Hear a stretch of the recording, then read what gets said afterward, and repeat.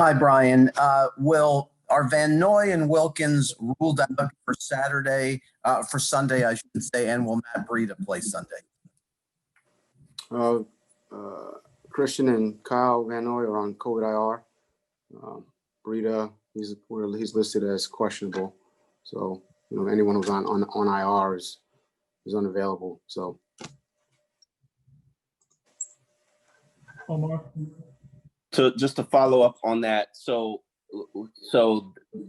we're to assume that this wasn't a false positive, that these two are actually on the COVID list and will not be available for you on Sunday?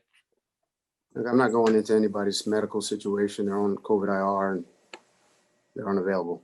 Hey, how you doing, Brian? I just wanted to ask, when you look at sort of what you guys were able to do, I hate to go last week, but what you guys were able to do against Arizona, were you able to learn anything maybe based on how, Cliff Kingsbury went about your defense that sort of changes how, you expect the Chargers to combat it?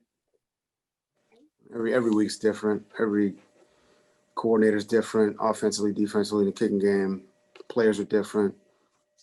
So, I think, there's always, pieces of a game plan that if they're similar, then potentially you could use it if you feel comfortable with it, offensively or defensively. But there's really no way to know, Cam, to be honest with you. So we try to prepare for everything. And, at the end of the day, you got to rely on your technique, your fundamentals, and following your rules and try to play sound football. Hal. Hi, Brian. How many coaches, if any, do you anticipate not having available on Sunday? We'll make that available to you guys later in the day. So league rule now. But again, I'm not going to go into anybody's medical situation. I think that's each of us obviously has or has had, medical situations. And I think we all should have that privacy. Clearly, in these situations, that's not necessarily the case. So I'm not going to divulge anyone's medical situation. Brian, you've busted some ceilings along the way. I'm wondering what your reaction is to the Marlins hiring of Kim Ng as the first general manager in major professional sports.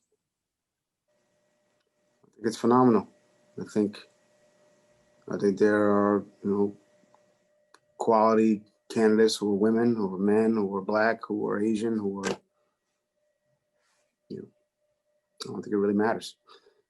As long as they're qualified. So if they obviously she's, I don't know her. I don't know much about her, but I know the Marlins, they do their due diligence and, they've done a great job of hiring and they're just, coming off a really good season. So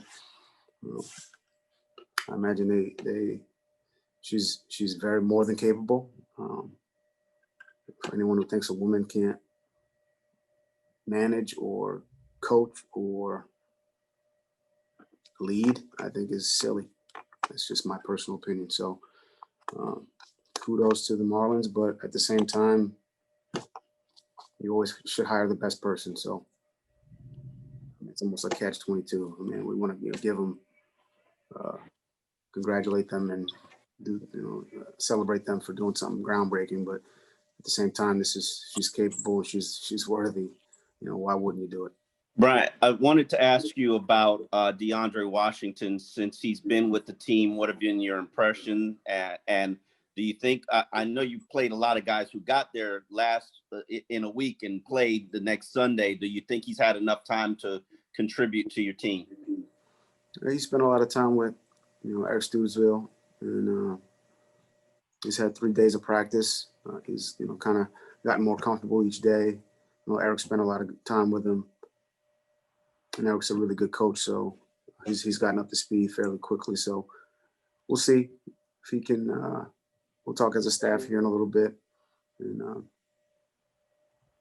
he's done a few things in the kicking game. He's done a few things offensively. But we can only take 48 to the game, so we'll see. Hey, Coach, I wanted to ask you about a moment that NFL Films captured on the sideline with you talking to your defensive line and your pass rush in general about getting after the quarterback. And I couldn't see who it was, but somebody had replied, "I got you, coach. I got you." I was just curious who that was and if it's common for that type of energy to kind of be reciprocated for you and your players in the heat of the game like that. I think it's an emotional game. So, especially in those, late in the game, in those critical moments. And, as a coach, you try to encourage the guys, and our coaching staff done a really good job of that, encourage them and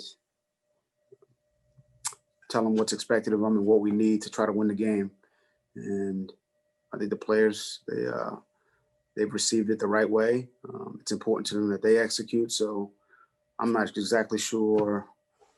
I want to say I tried to wave the cameras off when I pulled the team together, because that's,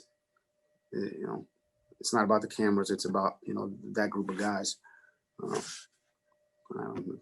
Clearly, they didn't listen to me, which is about right.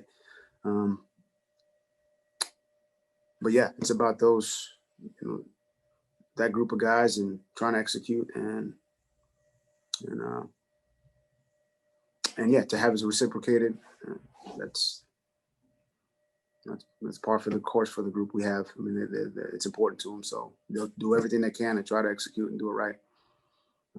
So I mean, pick any guy, Shaq Lawson or Agba or Sealer or Christian Wilkins or Van Noy. I mean, I could have been any of them because honestly, probably all of them in some form or fashion, whether it's their body language or they yelled something out at me.